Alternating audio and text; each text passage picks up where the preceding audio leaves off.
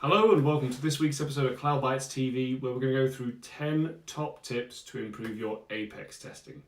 So these are 10 tips that I use whenever I'm writing Apex tests. They're things I use day to day, and hopefully they're going to make your Apex test a little bit easier to do, a little bit better, and make all of your code a bit more resilient as well. I'm just going to go through the 10 at a high level today, and then in the next few weeks we're going to cover off some of them in more detail, as I think some of them are a bit obvious and hopefully you can kind of implement straight away. Others you might need to see a few examples around. So let's kick it off. Tip number 1 is to mark your test class as private. I see a lot of people putting them as public. There's no need. You want to make sure that your code is well encapsulated, and that includes your test code.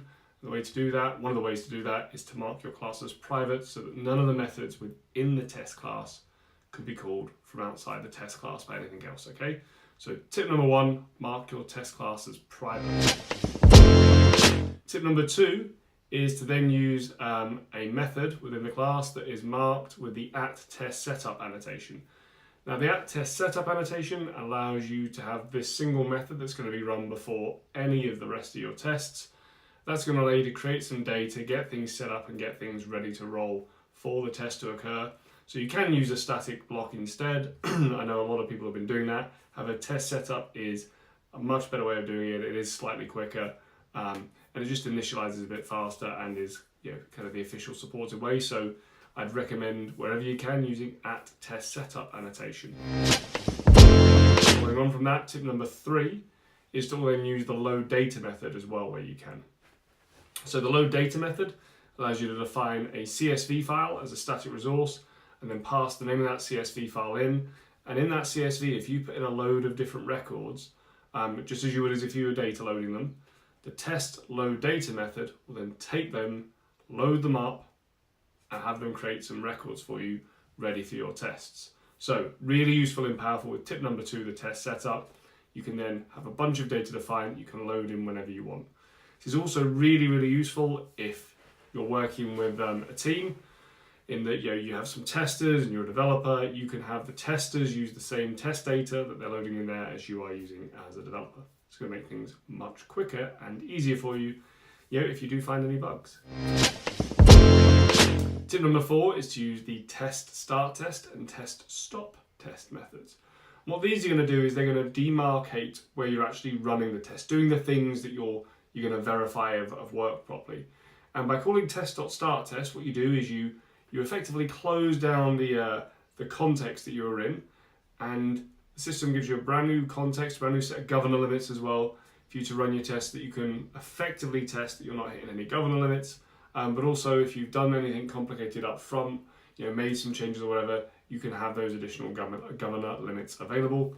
And then you always want to call test.stop test as well, because what that's going to do is take you back out of that testing context.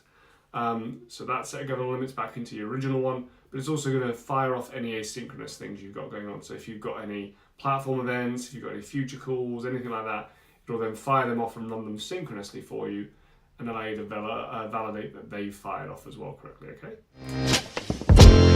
Testing tip number 5 is to use system.runAs to verify permissions. So system.runAs is going to make sure that you are able to see and access the data that you're meant to do that. So you can create a user within your test. You can use system.runAs to select that user and run as that user. And then any code enclosed in that block is going to be run as that user. And therefore you can validate things such as permission sharing or whatever to make sure that everything's correct. So if you've got a field level security check in a controller, for example, you can use system.runAs to check that that's correct. Number 6 is to use more than 200 records when you're doing bulk testing. Now, why do I mention 200 records? Why is that an important number? Well, whenever you're running a trigger, triggers will take in 200 records at a time. So even if you insert 1,000 records, they're going to be passed into your trigger context in batches of 200. The thing you've got to be aware of though is that although you're only getting 200, you might have some recursive loops, some limitations you're going to hit, and so you're better off just checking with a few more, so say 250 or 300, just to really validate that your code is performant and is operating properly. So always bulk test with a few more records if you can, just to check for recursion, loops, and issues like that. Number 7, as you are approaching a deployment, run your tests daily. Now, I'm sure that all of us, now that we're on DX, are using continuous integration and running tests every night anyway. But for those that aren't, you might want to make sure that when you get into a deployment phase, you're running through all the tests, making sure they all pass, and having green everywhere before you go. It's much, much easier to find it out earlier on and test everything than it is to wait until the end. A lot of people don't run their tests all the time because it can be a bit slow, but I really recommend that even if you don't do it every day, you do it every day as you're coming up to that deployment window, because I've seen too many deployments fail in the past where this has not been done. So make sure you're running your tests every day, especially as you're approaching a deployment. Tip number 8, always use an assertion in your test. If your test doesn't have an assertion in it, so that is system.assert, system.assert equals, or system.assert not equals, it's not really a test. It's not really a test, that means it's not actually checking anything, and all you're doing is getting some code coverage, and you won't know if anything's broken in the future. So make sure that anytime you're writing a test, there's an assertion in it, otherwise it doesn't matter what you're doing. Number 9 is to avoid using seeAllData equals true. Now the reason behind this is that, when you use seeAllData equals true, it allows your test method to see data that's within the live production database. The problem is that you cannot guarantee that data is going to be there. There's no guarantee of it. Someone might change it. If you go between environments, if it's a managed package, whatever it might be, that data is not guaranteed to be there, or someone might have changed it. So avoid doing that wherever possible. Do you know what? I think I've used it once or twice in all the time I've been doing some big deployments with very big companies, and I've even then the couple of times we did use it, we didn't have some of the features that are available now. So I'd really, really recommend, if you can, avoid using it or refactor your tests so you don't need it, okay? Number 10 is to validate your inputs and validate your assumptions. So if you are expecting a list of strings to be passed into a method, are you also checking what happens if that list is empty? If there's no elements, if it's null? Are you making sure that you're handling all these different things as expected? Similarly with maps, I did a piece a while ago about avoiding attempted null reference errors. And one of the big times I see them is that people are using maps to store things, and then they're trying to get something out of the map and it isn't there. So make sure that you're testing for those situations, that your code can handle them and it's being defensive enough. And finally, a bonus tip, number 11, if you find a bug, write a test for it.